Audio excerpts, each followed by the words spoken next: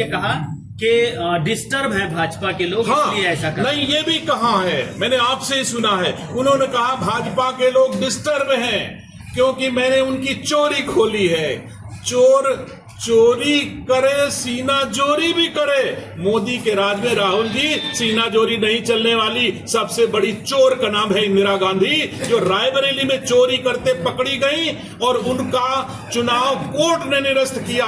उसके बाद ना जनादेश को माना उन्होंने, ना तो उन्होंने कोर्ट का आदेश माना और इमरजेंसी थोप दी। चोर के नाती तुम मुझे रायबरेली के लोगों को चोर सिखाने आयो, देश के प्रधानमंत्री को चोर कहने आओ, शर्म नहीं आती? हमारे भारत का कोई भी ऐसा नागरिक कभी ऐसी भाषा का नहीं प्रयोग करता जैसे आप करते हो। मोदी आता है, मोदी जाता है, मोदी खाता है, ऐसी भाषा का प्रचलन हमारी भारतीय संस्कार संस्कृति में नहीं है। राहुल गांधी नाइट्रोजन बम फोड़ने की बात कर रहे हैं। निष्क्रिय बम है, किसी को निष्क्रिय बम कहने की, उनको दगाने की जरूरत नहीं, खुद दगे हुए बम हैं, वो क्या दगाएंगे?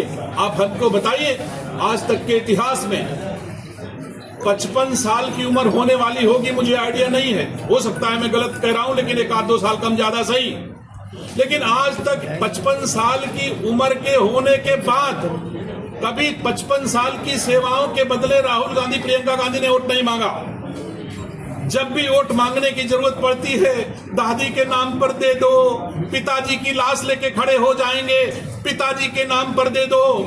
और जब मोदी अपनी मां को गाली देने वाले दुख से दुखी होता है, तो प्रियंका गांधी बिहार में जाकर के हा हा हा हा हा हा हंसती, जैसे सूपनखा हंसती थी कभी, राक्षस जैसा हंसती हैं।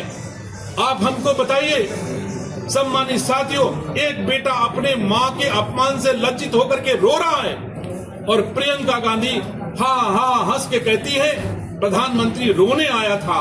प्रधानमंत्री रोने नहीं आया था, प्रधानमंत्री देश को दुनिया में सर्वश्रेष्ठ राष्ट्र निर्माण करने आया था और सर्वश्रेष्ठ राष्ट्र निर्माण करके ही जाएगा।